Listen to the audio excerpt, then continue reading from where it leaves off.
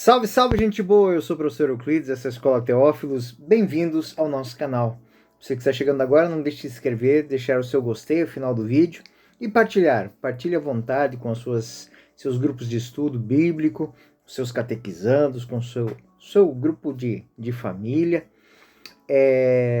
Quero deixar aqui também o meu agradecimento a todos os nossos colaboradores, os colaboradores do canal, aqueles que nos patrocinam, que fazem isso de maneira formal ou de maneira anônima. Muito obrigado a vocês.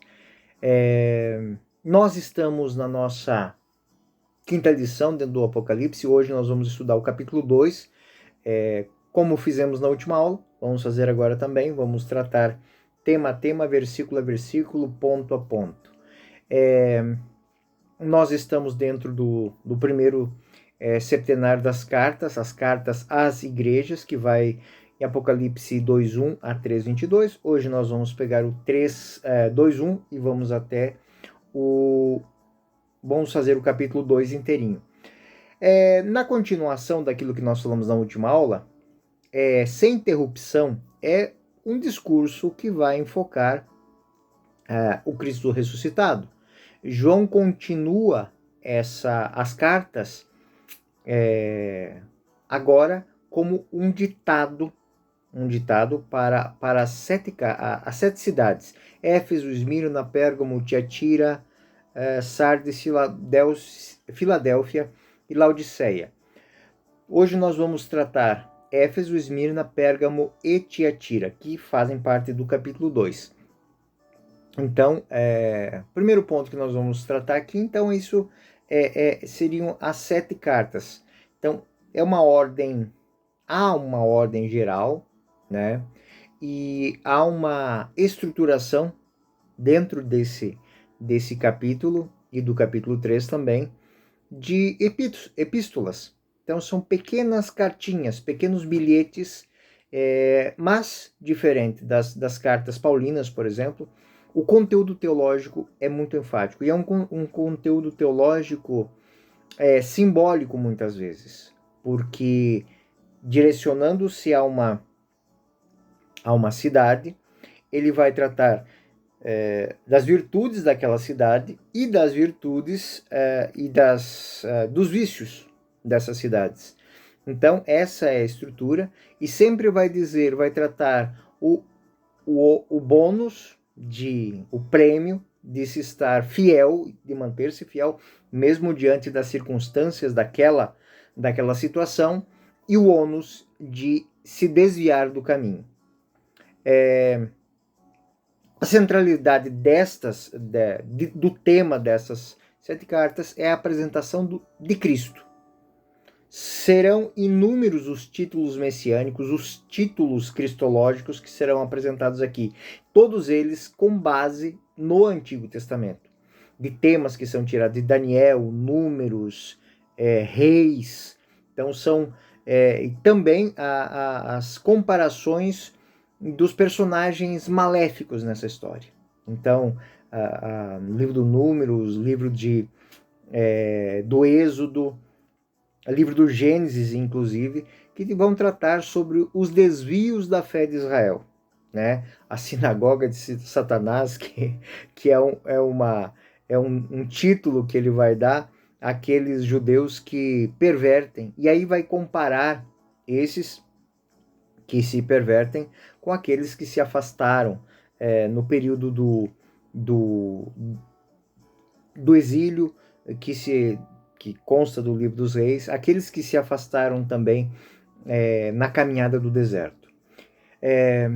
E aí se organiza um grande itinerário que vai ligar intimamente esta relação entre antigo e novo.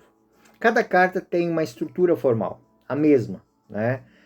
Dividida, podemos dizer assim, em 6 partes. Cada carta tem um endereço, né? Sempre o mesmo, né? Exceto o nome da cidade, autoapresentação de Cristo, ou seja, retoma as imagens introdutórias, sempre que já foram apresentadas na primeira parte, no capítulo 1, mas que também fazem menções ao Antigo Testamento. avaliação de Cristo sobre aquela comunidade, sempre introduzida pelo verbo eu sei, né? Eu conheço. O quarto ponto é uma exortação particular, né?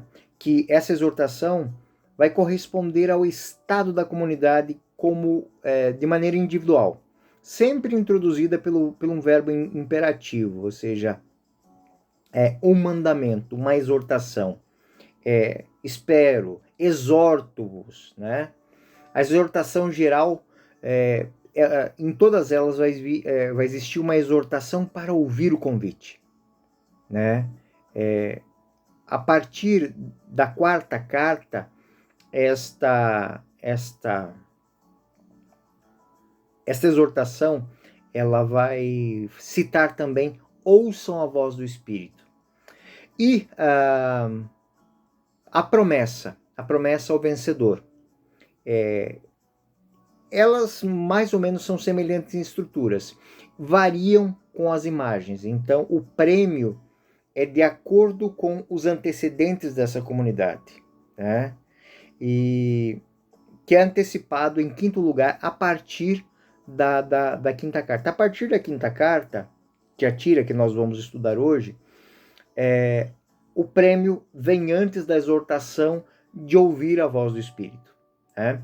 E com essas cartas ditadas pelo Cristo ressuscitado, pelo Cristo messiânico, inspiradas pelo seu ministério e sua presença na igreja, a teologia, o autor, São João, quer comunicar uma mensagem pastoral a cada uma das comunidades. E lembro aquilo que falei na última aula: como as comunidades representam porções da Igreja Universal que passam por dificuldades, têm virtudes universais e vícios universais. Então, a partir de cada uma delas, é como que um prisma que emite um foco de luz sobre todas as comunidades do mundo, sobre todas as comunidades da igreja espalhadas pelo mundo em todos os tempos. É inevitável que a gente passe a fazer uma reflexão histórica, né?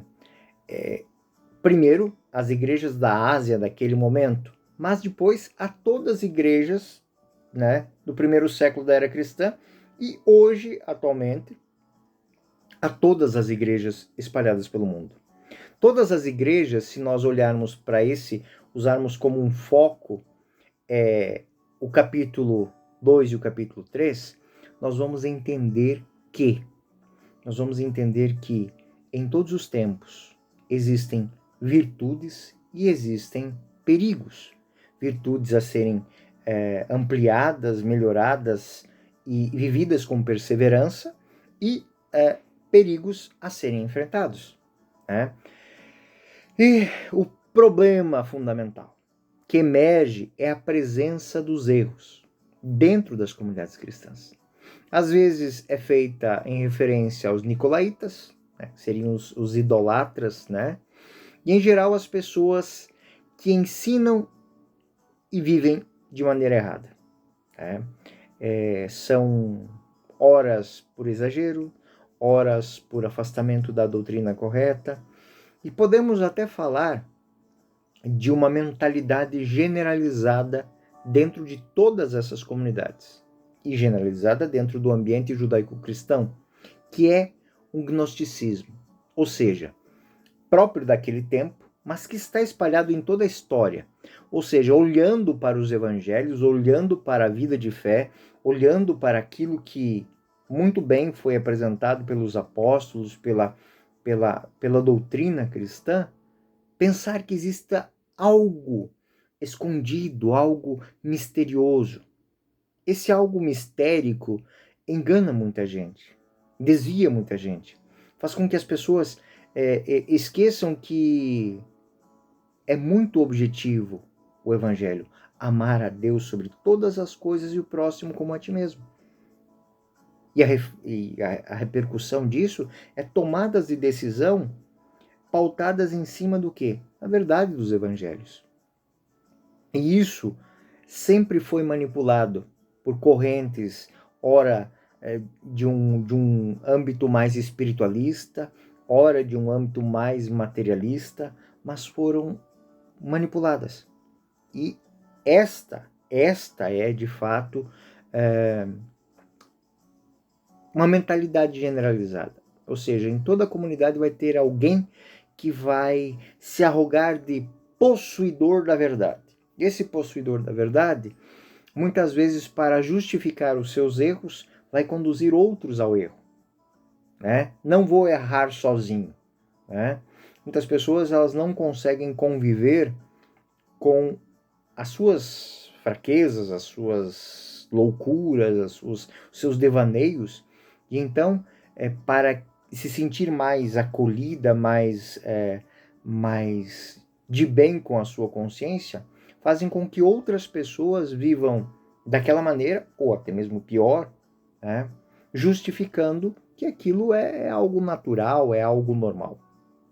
Então, outra heresia incipiente para a qual a gente pode, além do gnosticismo, seria os aspectos da vida idolátrica, que fazem com que eu, na ideia de me mesclar à sociedade, adapte aspectos da vida pagã, aspectos da vida cristã, e conviva com essas incompatibilidades de uma maneira normal e às vezes até justa. Ou seja, eu não sou a regra de conduta. O cristianismo, a fé em Cristo, não é a regra de conduta do cristão, mas a média da sociedade, a média do ambiente no qual eu estou vivendo. Então essa é uma crítica que São João vai fazer.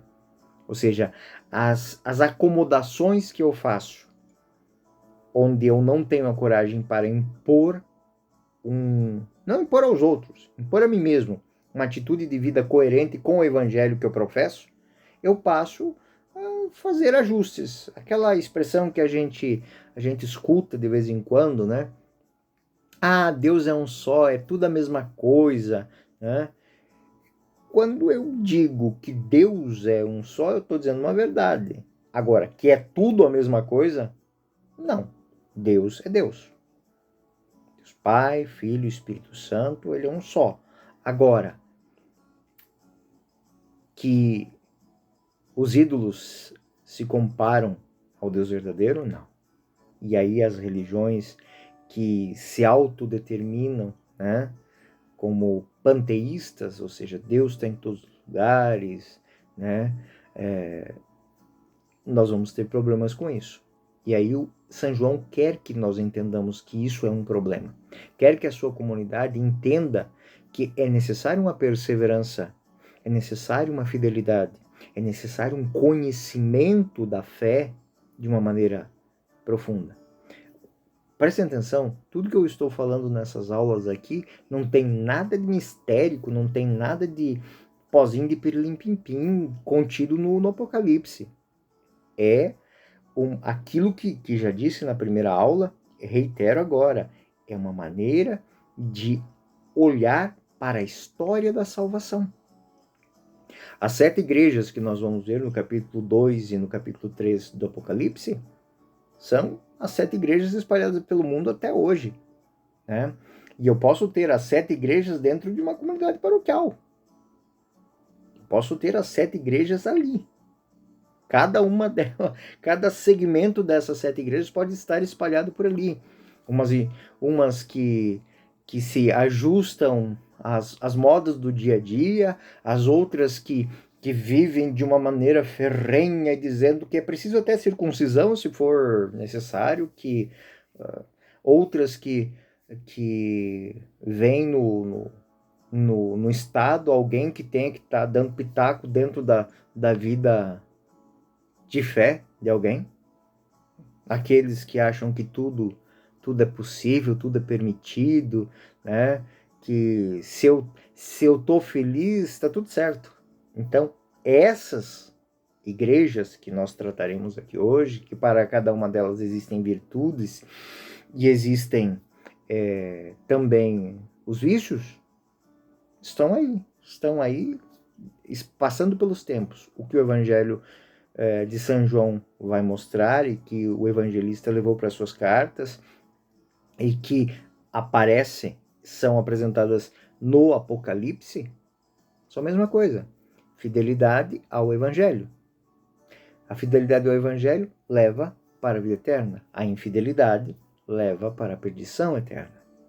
Então, São João, ele luta dentro, a luta fundamental é contra essa mentalidade em nome de Jesus Cristo. Ele reprova as comunidades mornas, né?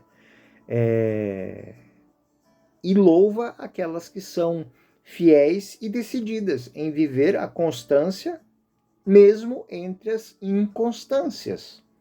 E todas as cartas, elas expressam uma experiência eclesial do Cristo ressuscitado, né? Todas elas são convidadas a se reunirem e refletirem. Como é que estamos vivendo a nossa fé? Eu estou gravando esse vídeo num período em que a igreja está celebrando um sínodo, né? E este sínodo, ele quer saber como é que as igrejas estão vivendo, como é que elas estão se expandindo, como é que elas estão crescendo, como elas estão se fortalecendo, como elas estão se autogerindo.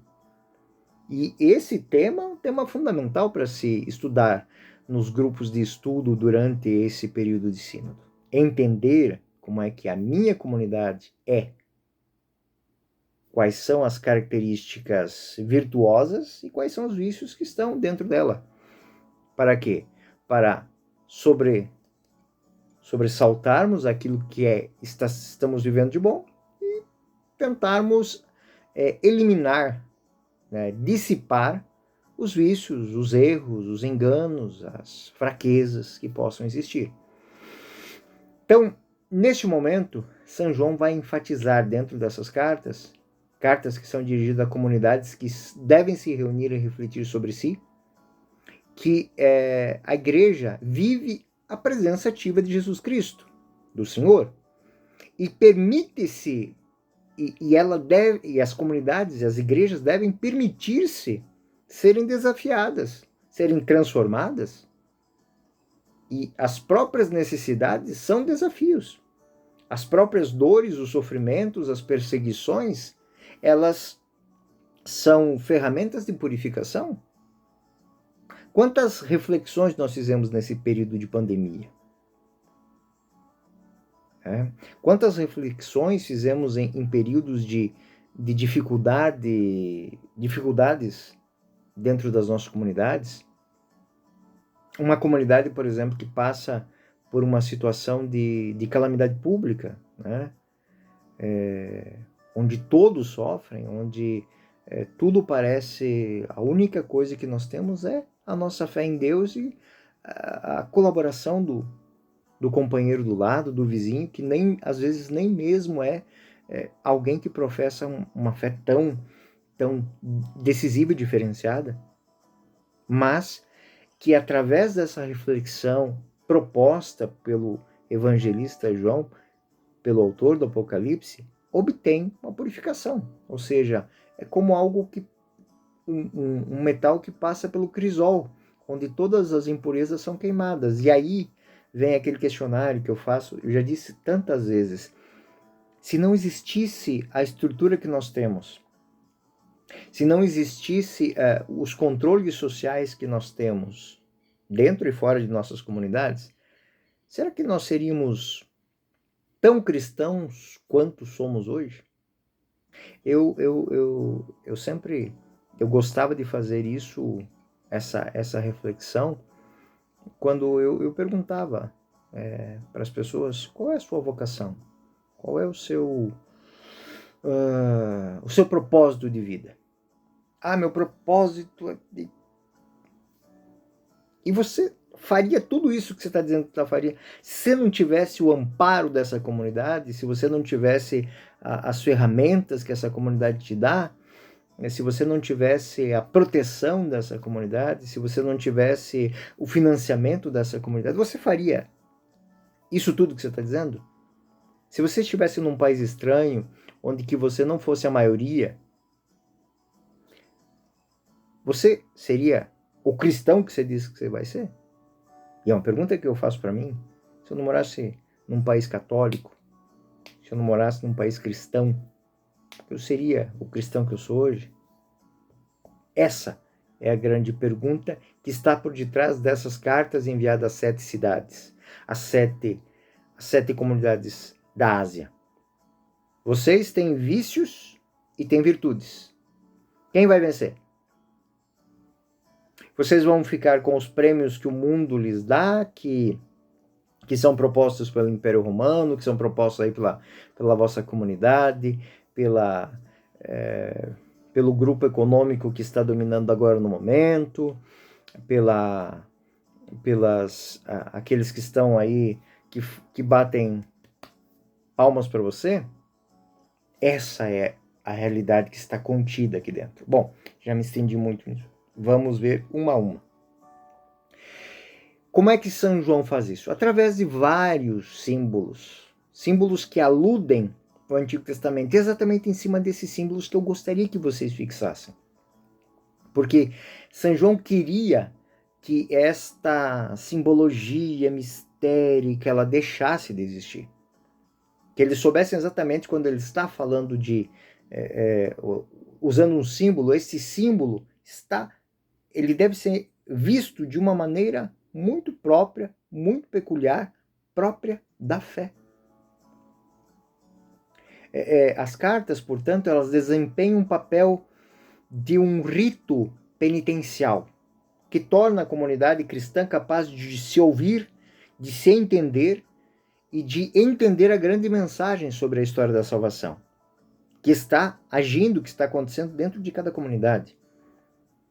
O rito penitencial, minha culpa, minha grande culpa, onde nós batemos a mão no peito e vemos as nossas fraquezas e fazemos os nossos propósitos de mudança. E São João não quer que isso que deveria ser normal se torne algo que para um tribunal de justificativas, né? Um rito de justificativas. Eu sou assim porque a sociedade é assim. Eu sou assim porque a cultura da nossa época. Cristão é cristão. Ele não é cristão de 2022, ele não é cristão do século I. Ele é cristão. Ele é de Cristo. Já não sou eu que vivo, é Cristo que vive em mim. Vamos ao conteúdo e aos símbolos que temos aqui. Apocalipse 2:1-7. O anjo da igreja de Éfeso. E aí é uma apresentação, né? Essas apresentações, elas são... O anjo pode ser, como disse na última aula, pode ser uma pessoa, pode ser um grupo, podem ser as próprias pessoas daquela comunidade como coletividade. Então, a primeira coisa que nós temos aqui, nesse 2:1a, é a igreja de Éfeso. Estou escrevendo, pode ser uma liderança, como disse, pode ser uma liderança espiritual, pode ser uma liderança material, pode ser um próprio grupo, né? Esta cidade, Éfeso, foi a cidade mais importante da província da Ásia, a província romana da Ásia. Era um centro cultural, religioso, né? Que guardou orgulhosamente para eles, né, para a cultura pagã da época, o templo à deusa Artemis, né? E que se transformou local de culto imperial. Então aí nós já temos apresentado o primeiro problema dessa comunidade.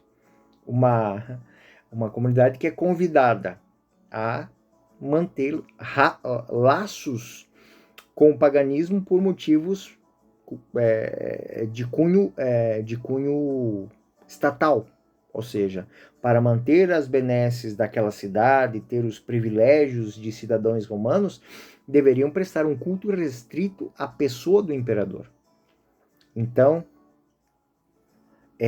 existia o título, né, aos habitantes da cidade de Éfeso de neócoros, ou seja, os guardiões do templo, né?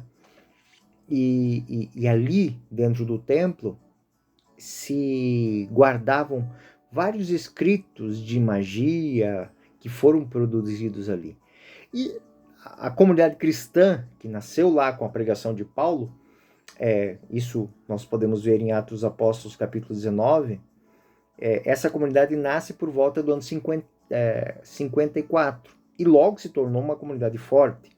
E de acordo com a tradição antiga, era a sede do apóstolo João, ou seja, da sua comunidade. É um ponto de reverência para outras igrejas, por isso que ela é citada em primeiro lugar. Nós temos menção disso na carta aos Colossenses, na primeira carta a Timóteo. Tanto Inácio de Antioquia quanto Irineu vão citar ela. Então, o cristianismo de Éfeso, ele era forte, porém atormentado por esses desvios, como diz que são os desvios gerais, dos gnósticos, ou seja, de pegar algo que é simples e objetivo e começar a jogar panos por cima, e véus, e incensos, e isso perturba esta comunidade. E isso vem à tona dentro da narração do Apocalipse. A segunda parte, que é Apocalipse 2, 1b, a segunda parte do versículo 1 do capítulo 2, é a autoapresentação de Jesus Cristo. Aquele que segura 7 estrelas em sua mão direita. É um título messiânico, que é aquele que está no meio dos 7 candelabros de ouro, ou seja, é o vértice, ele é o centro de tudo, é o Pantocrator, é o centro é o alfa e o ômega, o princípio de todas as coisas.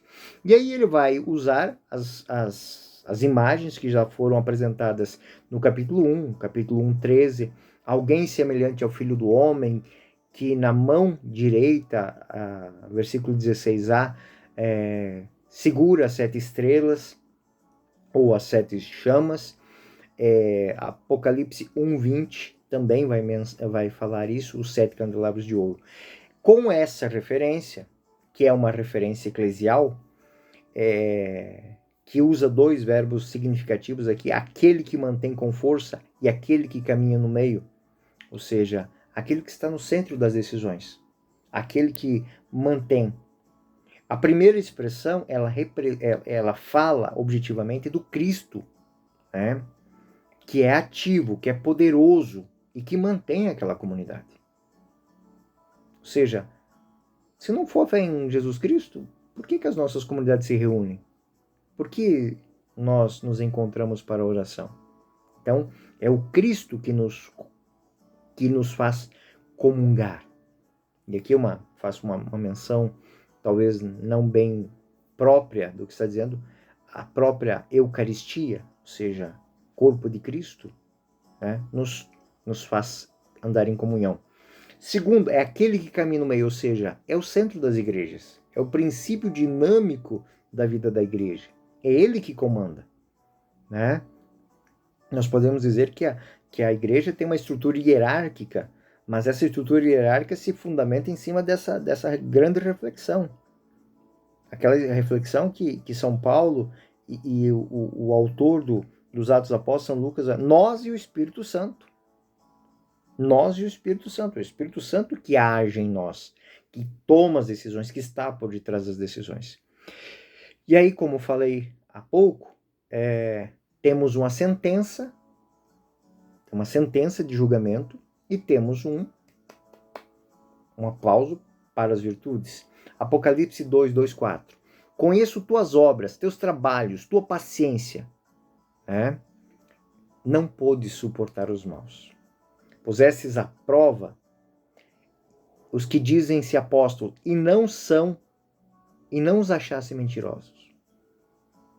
Tens perseverança, sofreste pelo meu nome e não desanimastes, mas tenho contra ti o que oferecesses, porque enfraquecesse, arrefecestes teu primeiro amor. Então nós temos aqui paciência dessa comunidade, trabalho. Imagina uma comunidade que vive num ambiente como de Éfeso.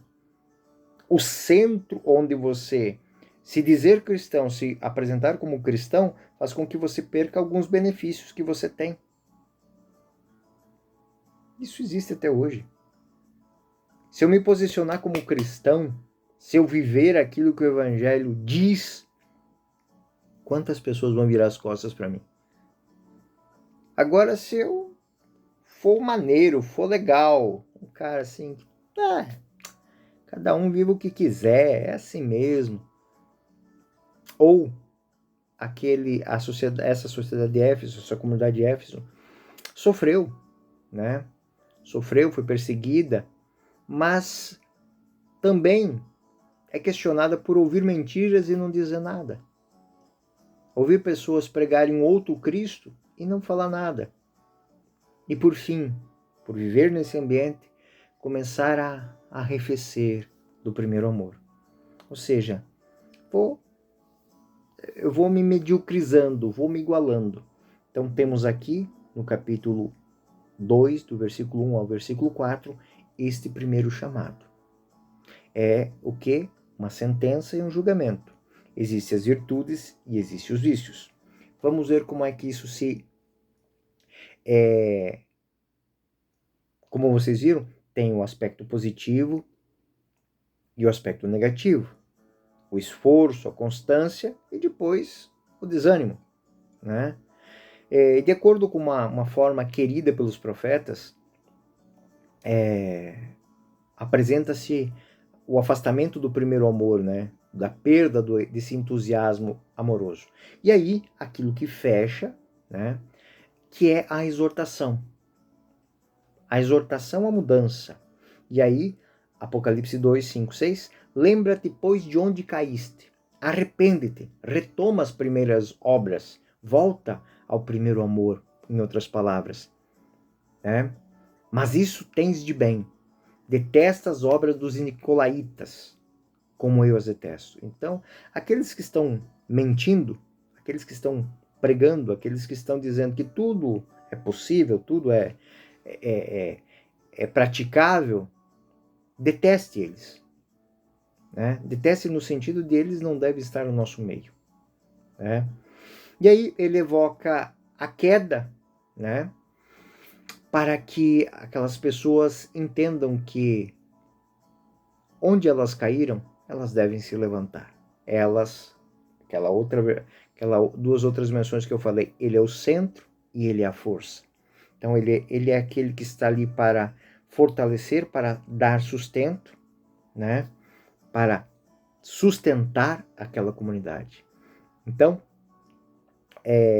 São João vai apresentar a essa comunidade a situação dela. Então, a primeira imagem que nós temos é essa. Ou seja, a comunidade deve mudar a sua mentalidade. E por que fazer isso? Porque senão ela coloca a própria existência cristã em risco. Né? A oposição aos hereges é o ponto de partida. E aí, o último refrão, que é aquela quinta parte, o refrão da escuta. Quem tiver ouvidos, ouça o que o Espírito diz às igrejas. 2:7a. E aí ele enfatiza que através dessas cartas, o próprio Espírito é quem desafia e movimenta as diversas comunidades. E aí, por fim, a promessa ao vencedor. Apocalipse 7b. Ao vencedor darei de comer do fruto da árvore da vida. E aí vai ser, como eu disse, uma árvore da vida, o fruto da árvore da vida. Vai ser uma seção de símbolos do Antigo Testamento. Gênesis 3, 22, 24. No 22. Que ele não estenda sua mão e tome também o fruto da árvore da vida. Então, Apocalipse 22, né? Dando a cada um o mesmo fruto, servindo as folhas da árvore da vida. E aí, nós vamos para Apocalipse 2, 8, 11, que vai tratar da igreja, da segunda carta à igreja de Esmirna. Então, no Apocalipse 2, 8, ao anjo da igreja de Esmirna, novamente, é a mesma estrutura, né? Mas vamos então, que já sabemos dessa estrutura, porque gastei um pouquinho de tempo nessa primeira, a Éfeso, vamos entender o que Esmirna tem de diferente, né? É uma cidade litorânea, uma cidade próspera, um pouco ao norte de Éfeso, é uma cidade muito bela, né? Foi uma importante colônia judaica, e aí vocês podem imaginar o que essa comunidade tem, né? E que essa comunidade judaica de Esmirna, ela se manifestou uma hostilidade muito grande aos cristãos. É tanto que São Policarpo de Esmirna foi martirizado por esses grupos, né? Então, Cristo se apresenta nessa comunidade como o primeiro e o último, aquele que retorna da vida, né? Os mesmos atributos vão ser memorizados dos atributos que são apresentados no capítulo 1, Apocalipse 17 e 18b. A situação dessa igreja é uma igreja que vive angústia, que vive pobreza, Apocalipse 2, 9, 10a, mesmo que viva num ambiente rico. É um ambiente que faz com que os cristãos sofram difamações, né? E ali, por ser aquilo que eu falei, uma comunidade muito forte judaica, são apenas uma sinagoga de Satanás, né? Nada temas ante o que has de sofrer. E aí ele vai tomar esse toque, né?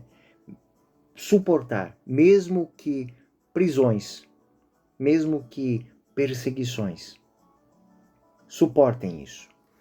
Então, a pobreza e os sofrimentos está fazendo menção à pobreza material, né? Que esconde uma preciosa riqueza espiritual, mas e dentro de um ambiente muito rico. O grupo cristão de Esmirna, ele viveu, sofreu muito com a perseguição dos judeus, né? E esses falsos profetas judeus. E aí, São João vai usar essas figuras para lembrar números, vai citar muito números, né? Os membros do conselho que se revoltaram contra o Senhor, né? Que levaram os israelitas a se tornarem infiéis. Então, São João vai lembrar que os judeus deveriam simplesmente ter passado do judaísmo ao cristianismo de uma maneira tranquila e não se perverter e não tentar levar de volta para o passado aquilo que já tinha aqueles que já tinham sido apresentados ao novo. E aí são várias citações dos livros dos Números e também do Evangelho de São João, onde São João, né? E aí são daqueles dados que a gente fala que o autor é o mesmo, então os temas são iguais. São João ele vai falar dessa sinagoga de Satanás, né? João 8:44. Vós tendes como pai o demônio, né? E quereis fazer os desejos do pai? Então ele usa essa chama de mentiroso, né? Daniel também, né? Ele vai falar que essa igreja ela está sofrendo. É um período de perseguição, né? Daniel também vai falar da experiência dos 10 dias, né? Serem provados por 10 dias. O número 10, ele é um tempo indeterminado, um tempo pleno, né?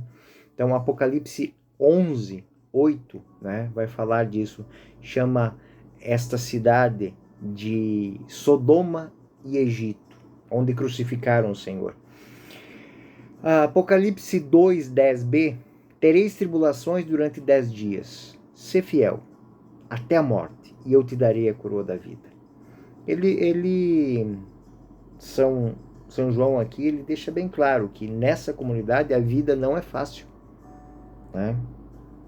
Que ser perseverante em todos os momentos, em todas as situações, é extremamente importante. E aplica-se aos cristãos em dificuldade o profundo mistério da redenção. Ou seja, se com Cristo vivemos, com Ele morreremos, né? E vice-versa.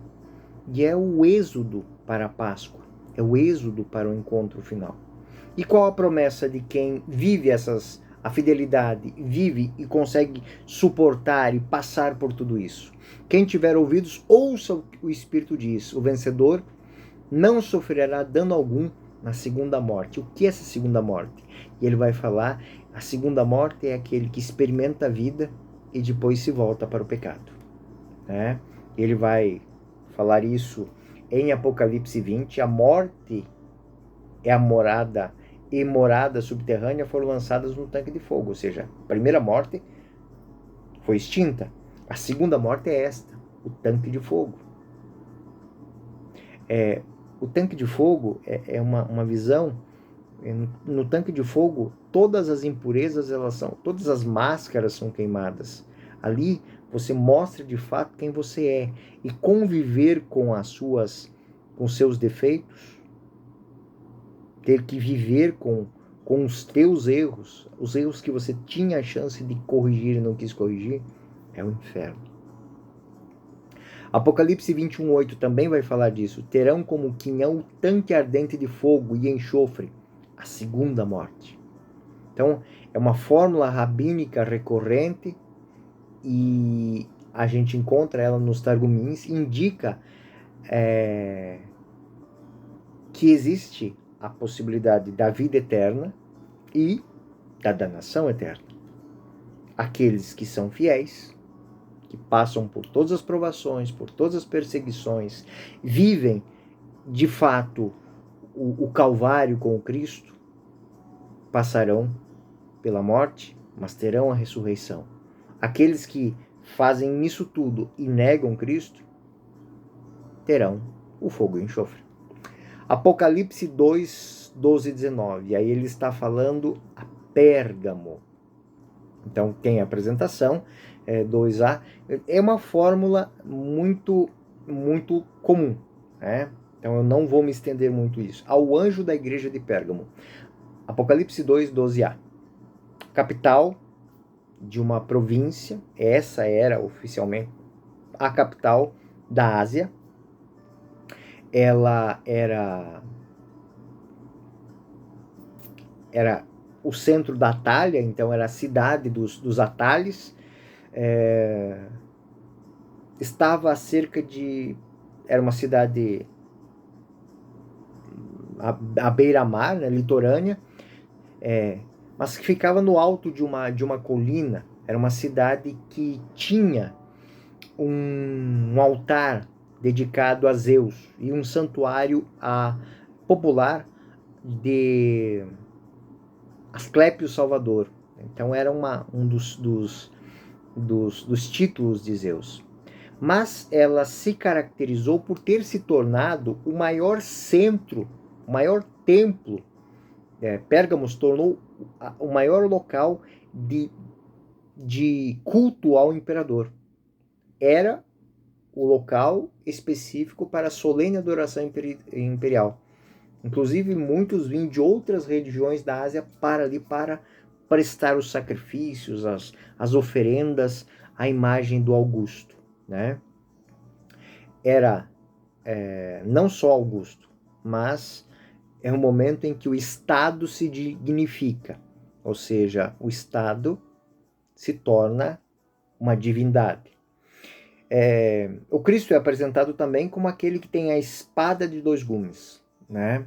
Ou seja, aquele que age com justiça.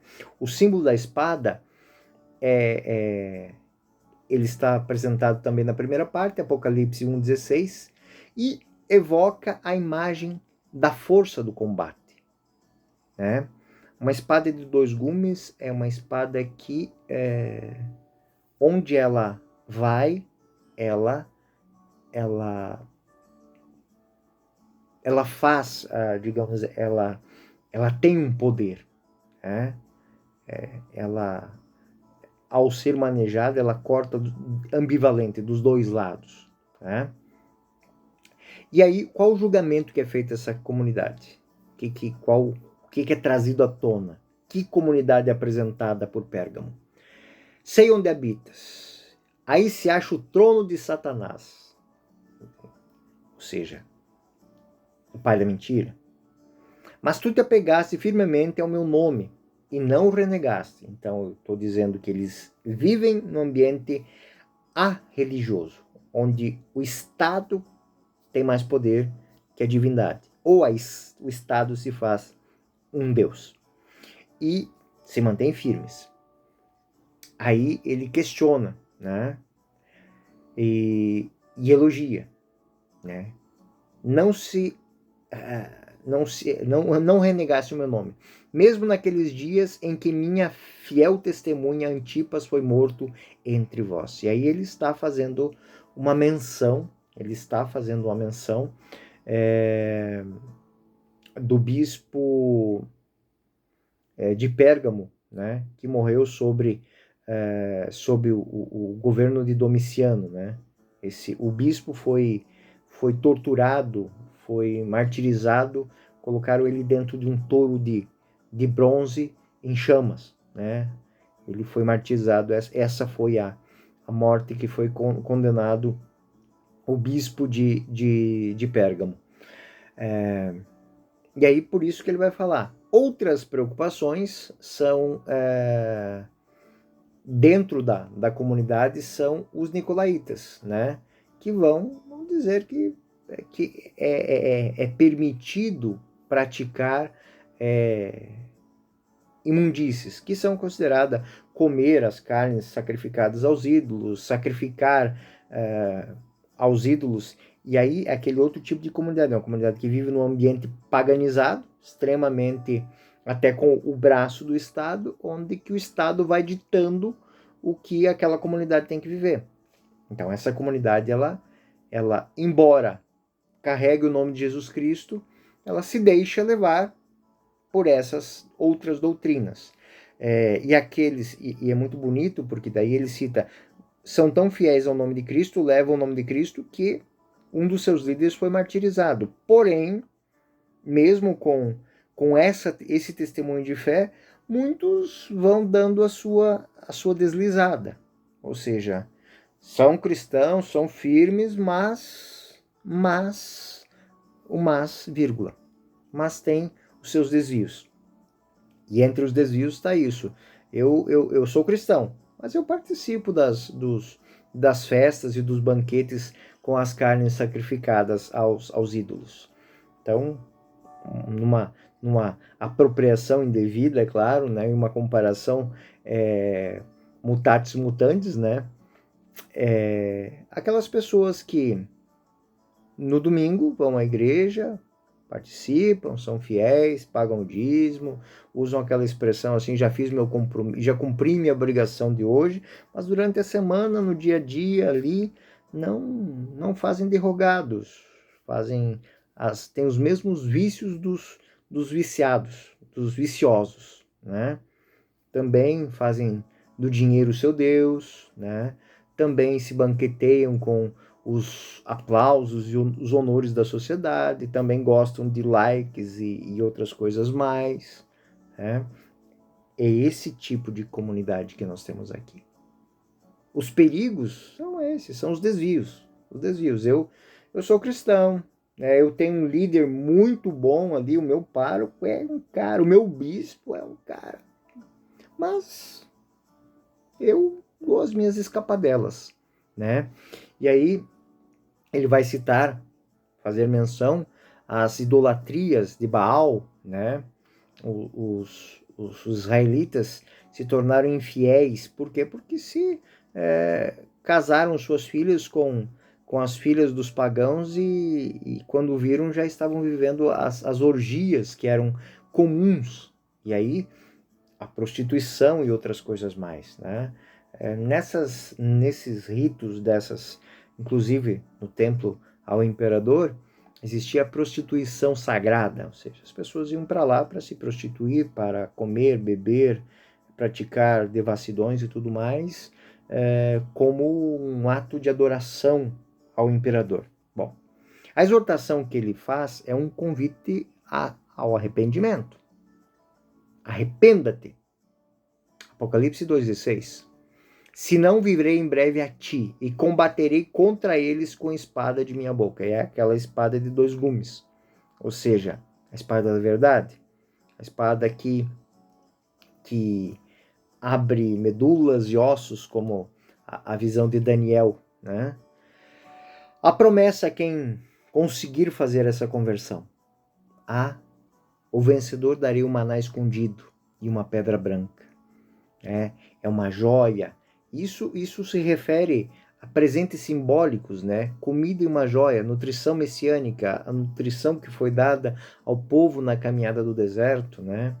O pão vindo do céu, e é citado também por João, capítulo 6, 31, 39, 31 e 49. Nossos pais comeram maná no deserto, segundo está escrito. Deus lhes de comer o pão vindo do céu. Vossos pais no deserto comeram maná e morreram.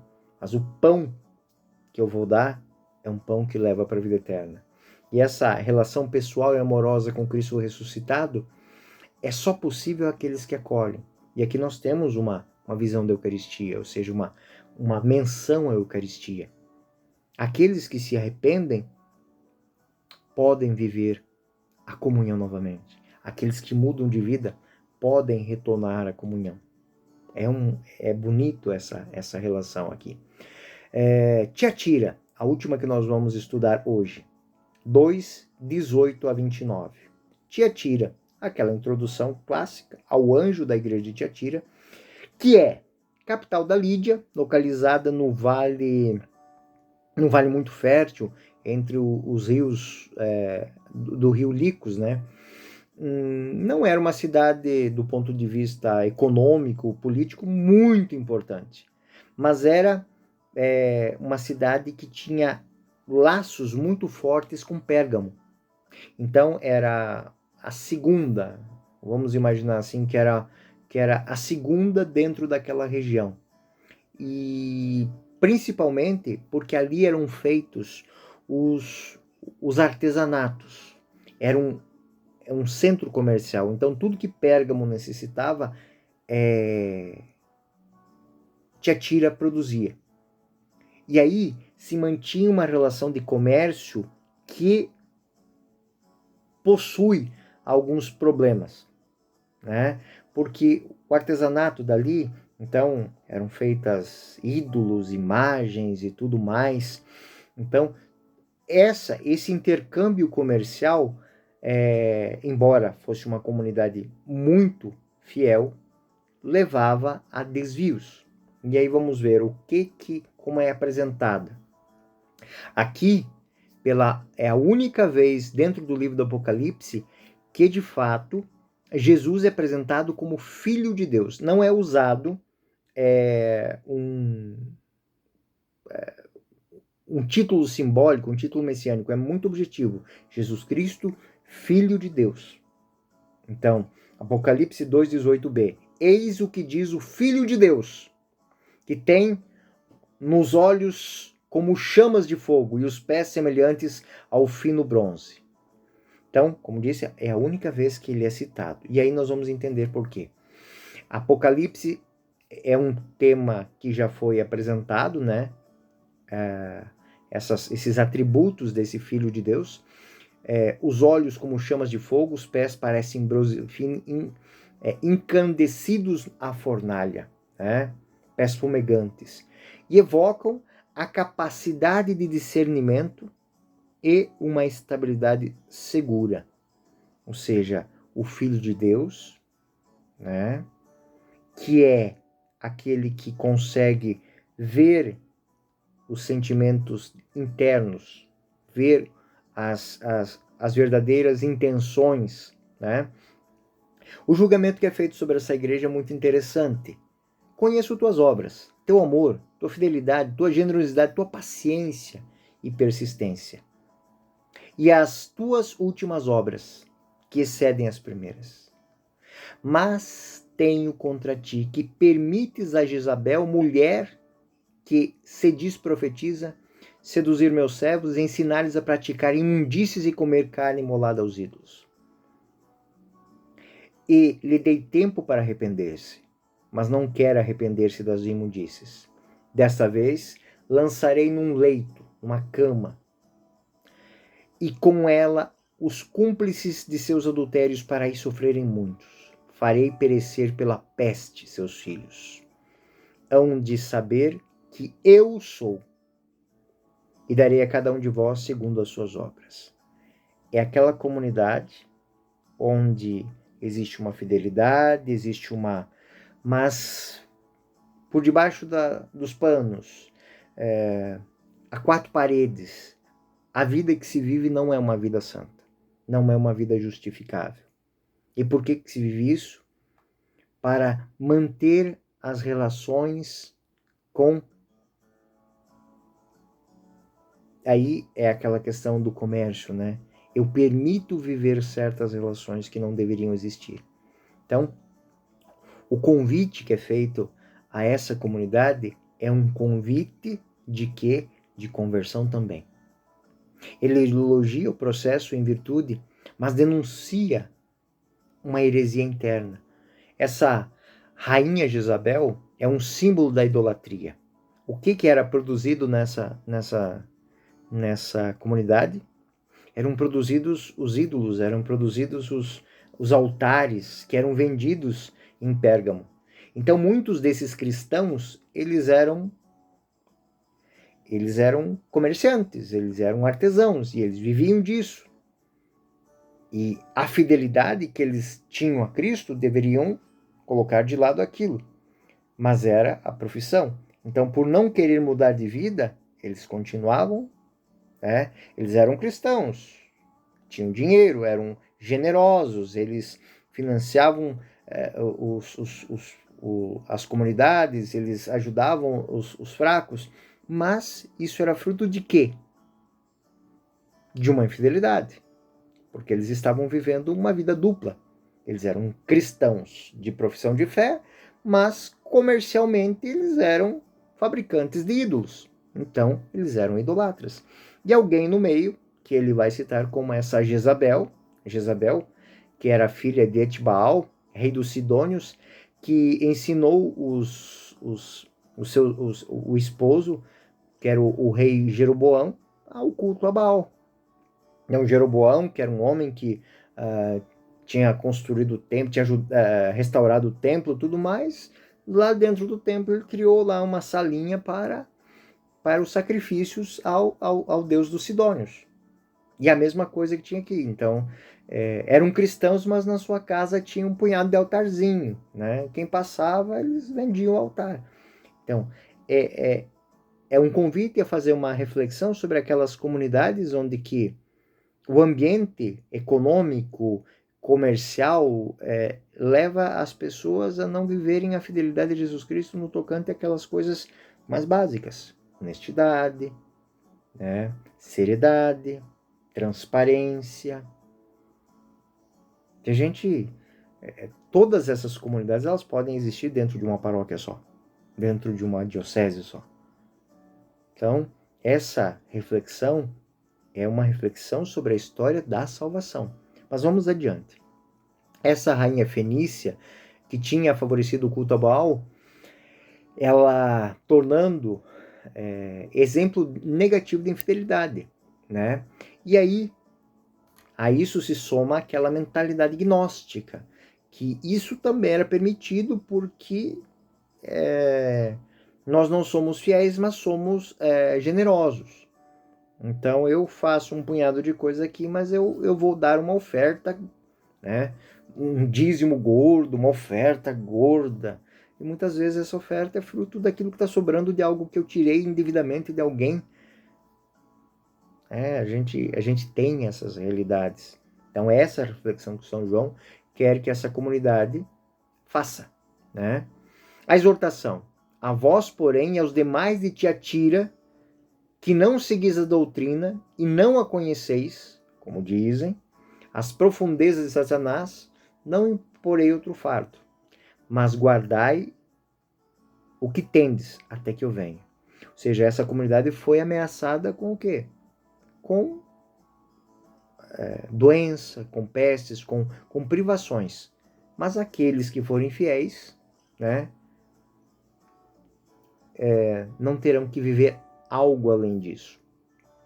Essa doença, a doença é o próprio enfraquecimento moral da comunidade. Essa doença não precisa ser um mal, mas pode ser um enfraquecimento moral, né? As pessoas que estão doentes na fé, estão deprimidas, estão viver duas vidas, cansa, né? Pessoas que têm tudo, mas não têm paz de espírito, que têm tudo, mas não conseguem colocar sua cabecinha no travesseiro e dormir com os anjinhos. Essa é a realidade que está sendo apresentada aqui. Essa exortação ela é dirigida a um grupo de fiéis que não se contaminaram com a idolatria, que rejeitam essas imposturas, rejeitam essas revelações e as supostas revelações desses hereges. E a partir dessa carta, como eu disse, o refrão ouça o que o Espírito, né, é movido para o final do discurso. Ele não vem em quinto lugar, mas ele vai para a parte final. Apocalipse 2:29. Então, o 26 e 28 vão ser as promessas. E aí, o 29, ele vai lá para o final, então. Quais são as promessas? Então, ao vencedor, ao que praticar minhas obras até o fim, ou seja, aqui é uma grande exortação à perseverança. Não importa onde você está, você tem que ser cristão. E não cristão essa semana, hoje, amanhã, mas a vida toda. Aquilo que dizia São Paulo: combati o bom combate, terminei minha carreira, guardei minha fé. Eu só ser cristão é profundamente transformador. Desculpa.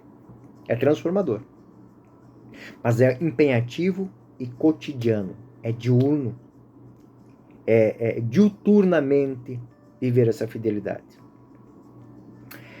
Então o vencedor, ao que praticar minhas obras, Apocalipse 2, 26 e 28, darei o poder sobre as nações pagãs. E ele regerá com cetro de ferro e quebrará o vaso de argila. E aí ele está fazendo uma menção àquela cidade que vive desse artesanato pernicioso, né? Assim como eu recebi o poder do meu pai, eu darei a estrela da manhã. É antecipada, né? E evoca a antiga monarquia, mas agora de uma maneira positiva, porque quem governa agora é o rei Messias. E aí vai fazer algumas citações e algumas menções que fazem parte dos Salmos, inclusive, né? A herança das nações, Salmo 2, 8, 9, né? Tu as governarás com cetro de ferro, ou seja, com firmeza. Tu pulverizarás como um vaso de argila. Ou seja, o vaso de argila que, ser pisado, ele estraçalha. Apocalipse 12, 5, né? Um filho, um menino, aquele que deve regir todas as nações pagãs com cetro de ferro, porque deverá governá-las. E as citações da estrela fazem menção ao livro dos Números, né? Uma estrela sai de Jacó, um cetro levanta-se de Israel. Na verdade, o Estado de Israel tem uma estrela, né? Uma estrela é menção, inclusive, é isso aqui, só para vocês entenderem, né? Essa estrela. E são aplicados aos cristãos aqui, os fiéis, unidos em Cristo na luta contra as paixões, também são intimamente associados à sua dignidade real. Ou seja, aqueles que mantêm essa fidelidade são chamados a governar, a mudar, a transformar. Bom, gente boa, para a próxima aula nós temos ainda 3 outras igrejas, né? Eu espero que tenha sido iluminador essa reflexão. É uma reflexão que não tem nada de místico, não. Muito objetivo. São símbolos que eram conhecidos para convidar aquelas comunidades e as comunidades do mundo inteiro, de todos os tempos, a refletirem sobre que tipo de igreja eu sou, que tipo de cristão eu sou, como eu vivo essas realidades dentro da minha comunidade, as minhas virtudes e os meus defeitos. As virtudes eu tenho que melhorar, eu tenho que fazer com que elas prosperem, e meus defeitos eu tenho que corrigi-lo e me penitenciar por eles. Por quê? Vivendo isso, eu vou colher ao final dessa caminhada, das mãos do próprio Messias, que, como disse, é o centro dessa comunidade, o Filho de Deus, as benesses. Então, a vida em Cristo se faz desta grande reflexão que eu devo fazer diuturnamente sobre minha vida, sobre minha história, para manter a fidelidade do início ao fim e não correr o risco de, por alguns minutos, por alguns instantes, perder a eternidade. Bom, eu finalizo aqui o estudo do capítulo 2. Espero que tenha sido útil para vocês. Na próxima aula veremos o tema do capítulo 3, que são as outras três igrejas da Ásia e fazem parte das cartas às 7 igrejas. Eu sou o professor Euclides, essa é a Escola Teófilos, bem-vindos ao canal. Muito obrigado por ter deixado entrar na sua casa hoje. Até o próximo vídeo, fiquem com Deus. O Senhor esteja convosco e permaneça no meio de nós. Até a paz.